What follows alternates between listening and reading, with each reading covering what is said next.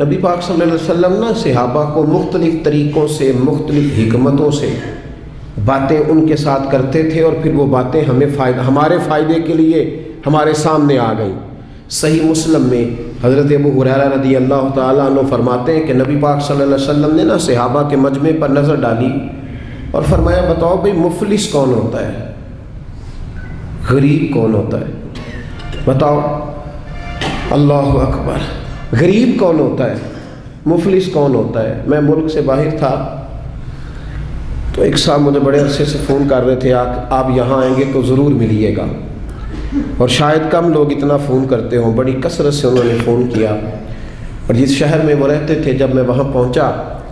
تو جس طرح کو بہت بچھڑا ہوا آدمی ملتا ہے اس طرح وہ درد سے روئے۔ میں نے ان سے کہا کہ ملاقات بھی پہلی ہے پر آپ کا انداز تھوڑا زیادہ انفرادی ہے، لوگ تو بڑے ملتے رہتے ہیں، تو معاملہ کیا ہے؟ کہنے لگے میرے لیے دعا کرو، میں دنیا کا وہ غریب آدمی ہوں جس کے پاس صرف دولت ہے، اس کے علاوہ کوئی شے موجود نہیں، کھو چکا ہوں ان پکی سڑکوں پہ، میں سارا کچھ کھو چکا ہوں، ایک دولت بچی ہے، اس کے علاوہ میرے پاس دوسری کوئی چیز۔ ایسے بھی غریب ہے دنیا میں جن کے پاس دولت ہے پر اولاد ان کے ہاتھ سے نکل گئی، جن کے پاس دولت جائیدادیں اور زمینیں تو ہیں پر رات کی نیند ان کے پاس موجود نہیں ہے۔ ان کے پاس سارا کچھ ہے، 6-7 نوکر ہیں پر اپنا پوتا کبھی ملنے نہیں آیا، اپنے نواسے کبھی سلام کلام کرنے، ایسے بھی غریب ہیں دنیا میں۔ بہرحال نبی رحمت صلی اللہ تعالیٰ علیہ وسلم نے صحابہ سے پوچھا کہ بتاؤ غریب کون ہوتا ہے، مفلس کون ہے؟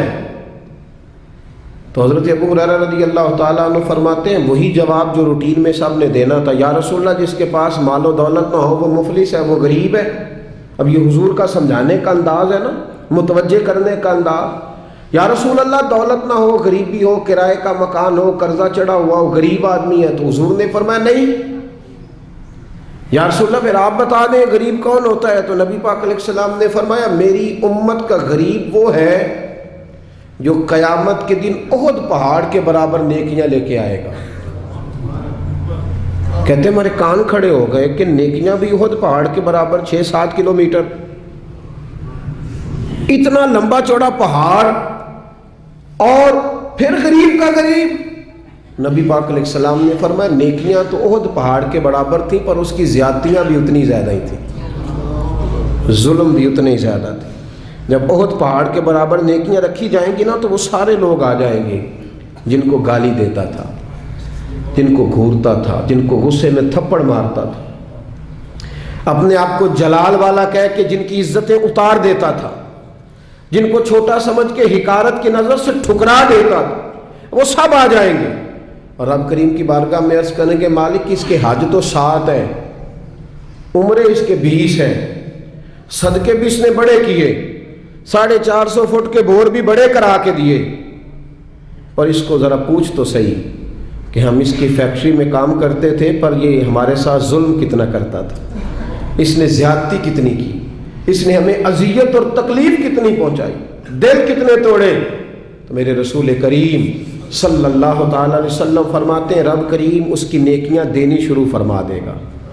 وہ جس کو تھپڑ مارا تھا کچھ نیکیاں اسے مل جائیں گی،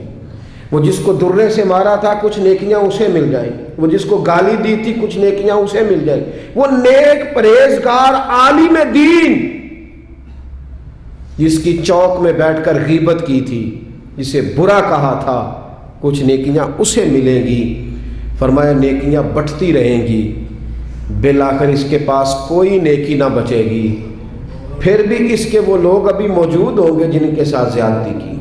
وہ ابھی ہوں گے موجود۔ وہ جب رشتہ دیکھنے گیا تھا نا کسی غریب کی بچی کا تو واپس آ کے کہتا تھا اگر 1.5 انچ قد اونچا ہوتا تو میں نے نکاح کر لینا تھا بیٹے کا۔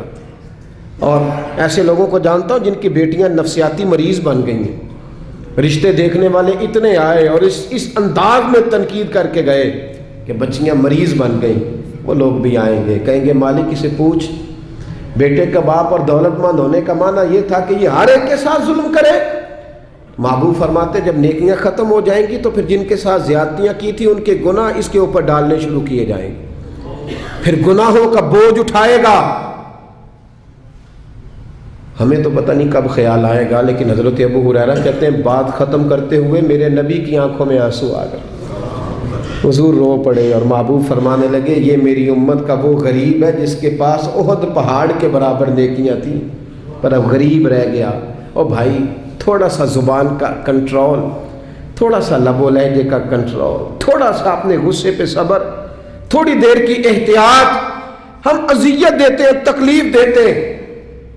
جب ہمارے سامنے والا شرمندگی سے زمین میں گھڑتا ہے تو ہمیں خوشی ہوتی ہے، جب ہمارے سامنے بیٹھنے والا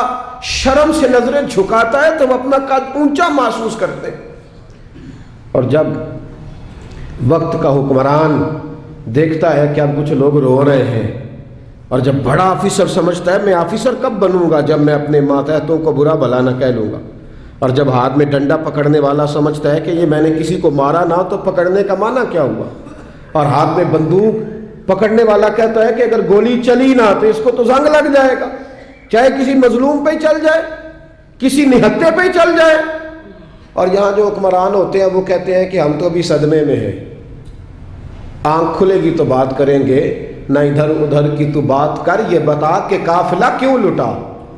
مجھے رہزنوں سے غرض نہیں تیری راہبری کا سوال ہے۔ او بھائی ہم روز ظلم خرید رہے ہیں اپنے لیے، روز زیادتی جمع کر رہے ہیں اپنے لیے۔ میرے رسول کریم صلی اللہ تعالی علیہ وآلہ وسلم نے فرمایا جس نے زمین کے بالشت بر ٹکڑے پر ظلم کیا، ایک بالشت ایک گٹ، جس نے زمین کے بالشت بھر ٹکڑے پر ظلم کیا، اللہ تعالیٰ قیامت کے دن 7 زمینوں کا توق بنا کے اس کے گلے میں ڈال دے گا، پھر اس کی گردن ٹوٹنے پہ آئے، پھر وہ ہائے ہائے کرے گا، لیکن اسے اس وقت معافی نہیں ملے گی۔ آج موقع ہے وہ معافی مانگے، درگزر کا سوالی بنے، بچے اس ظلم سے، بچے اس جس کو پتہ چل گیا ہے کہ میرا بیٹا اپنی بیوی کے ساتھ درست طریقے سے نہیں رہ رہا، اس باپ کا فرض نہیں ہے اپنے بیٹے کو ڈانٹنا کہ اس نے طرفدار بننا۔ جس کو سمجھ آ گئی ہے، جس کو خیال آ گیا ہے، جس کو اس بات کی سمجھ آ گئی ہے کہ میری بہو کے ساتھ زیادتی ہو رہی ہے یا میری بیٹی کے ساتھ ظلم ہو رہا ہے، تو اگر وہ ساتھ کھڑا ہی نہیں ہو رہا، اور پھر نبی پاک علیہ السلام نے تو ہمیں ہر پہلو پر سمجھایا ہے، میرے کریم محبوب نے تو کوئی ایسی چیز چھوڑی نہیں جو ہمیں سمجھائی نہ جائے۔ اللہ کے حبیب فرماتے ہیں اپنے بھائی کی مدد کرو چاہے وہ ظالم ہو یا مظلوم ہو۔ یا رسول اللہ مظلوم کی مدد تو سمجھ میں آتی ہے، ظالم کی کیسے مدد کریں؟ تو حضور نے فرمایا اسے ظلم کرنے سے روک دو، یہ تمہاری مدد ہے اس کے لیے، ورنہ جہنم میں چلا جائے گا۔ اس کی مدد کرو، اسے روکو۔ جب لوگ ظلم کر رہے ہوتے ہیں تو کہتے ہیں کیسے پتہ چلے گا، ہم چھپ کے کر رہے ہیں، کون ہے دیکھنے والا؟ جب ظلم کر رہے ہوتے ہیں تو کہتے ہیں میں نے وہ سارے جن جگہوں سے میں پکڑا جا سکتا تھا وہ سارے دروازے بند کر کے آیا ہوں، میں نے ہر ایک کو خرید لیا ہے۔ زندگی کے 6 مہینے، 6 سال، 10 سال، 15 سال انہیں محسوس ہوتا ہے کہ کسی کو بھی نہیں پتہ چلا، کوئی بھی سامنے نہیں آیا، لیکن میرے بھائی خون پھر خون ہے، یہ ٹپکے گا تو جم جائے گا، دست قاتل پہ جمے یا کف صحرا پہ جمے، یہ جم جایا کرتا ہے۔ ظلم جو ہوتا ہے وہ کبھی بھی اس کے زخم صاف نہیں ہوتے، وہ باقی رہتے ہیں، وہ ہمیشہ موجود رہتے ہیں، ان میں کمی نہیں آتی، اور جس پر ظلم ہوتا ہے اسے کبھی ظلم بھولتا، بولیے ظلم بھولتا، خوشیاں بھول جاتی ہیں، ظلم یاد رہتے ہیں، زیادتی یہ نہیں بھولتی، یہ یاد رہتی ہے۔